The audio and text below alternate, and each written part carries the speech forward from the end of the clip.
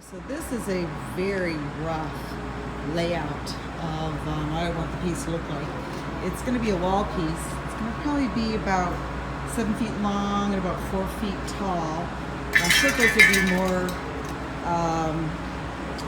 distinctive as they swirl around the pattern, and the cloud element that'll go through the center will be better laid out. But right now, this is kind of my starting point, just to see if I've got the right materials. And I'm really liking, when I finally get this center part laid out, I'm really liking how this orange is going to pop off the piece. So here's the pot.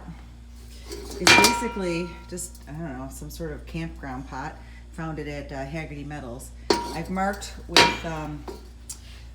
grease pen where I want to cut my marks on it, and hopefully I'll just be close to it. It doesn't have to be perfect, just as long as it's close. This Handydandy plasma cutter is one of the best I've ever used. It's pretty straightforward. It uses compressed air and 220 volt electricity.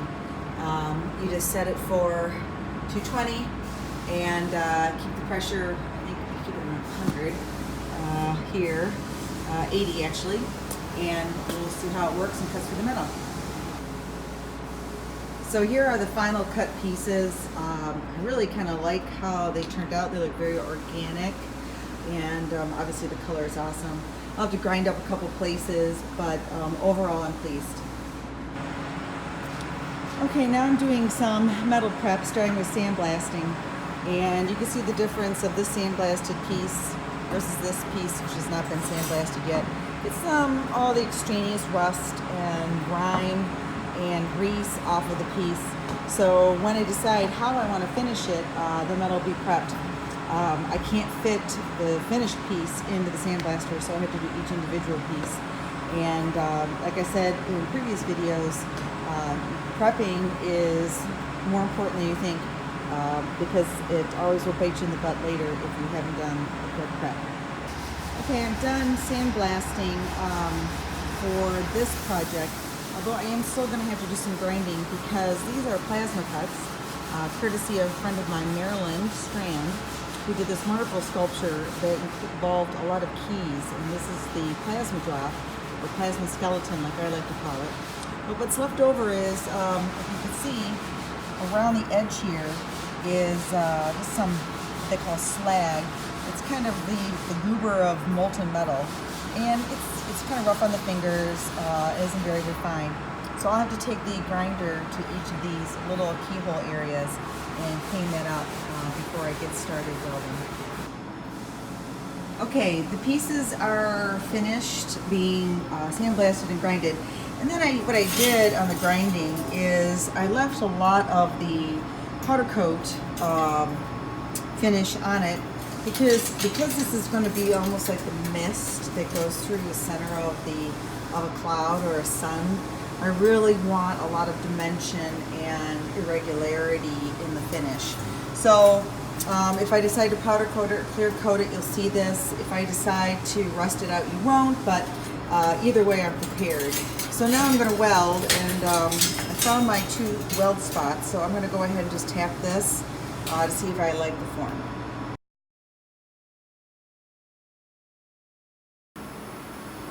Okay, so I've welded the piece together, and you can see it's circular now. And now what I'm going to do is grind out the weld marks, those burn marks, so again, so that the piece looks like as if it's one piece. Okay, so I've added, put the piece on the floor to kind of get an idea of what the flow will look like. A little straighter than I wanted, but I think it'll still be okay. What I can do is I can still kind of mess with turning it like this way, find the right look for it. Kind of like this, but I'm not fan of that opening in the center. Again, one of the disadvantages of not drawing a piece out completely is that you kind of gotta go how it ends up and make it work. So this is a make it work moment.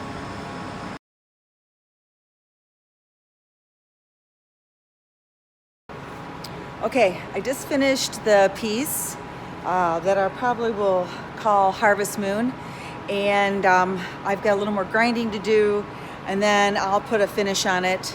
I probably will keep it clear and just allow the rusted spots to stay rusted. So let me know what you think. Okay, so it's hard to get it all into one piece, but these are the rusted pieces that I added. That was that pot that I showed you, and then as you can see, it looks like a moon, kind of a harvest moon with the mist running through it. And what I'll do is I'm going to shine up these rods as best I can, and because it's really large, I'm going to guess it's I'm trying to get all of it into one shot. Probably 7 feet wide, and I know it's 39 inches. The circle in the center is 39 by 39. So here's the finished welded piece. I have it hanging in my garage just so that I could shoot the video to show you what it would look like on a clean background. It's about 7 feet wide, 39 inches tall. I will probably powder coat the rods. I think a nice blue color will look good, translucent, of course. And then I'm going to leave the, I guess the wisp of running through the piece, that natural steel, because I put all of those really cool grind marks on it. And then of course these beautiful colored patinaed pieces of steel are natural rust, that nice deep orange brown color. And you can see that there's some nice dimension to the piece. It protrudes about 12 inches from the wall. So anyway, thanks for joining me today, and I hope you enjoyed the making of the Harvest Moon.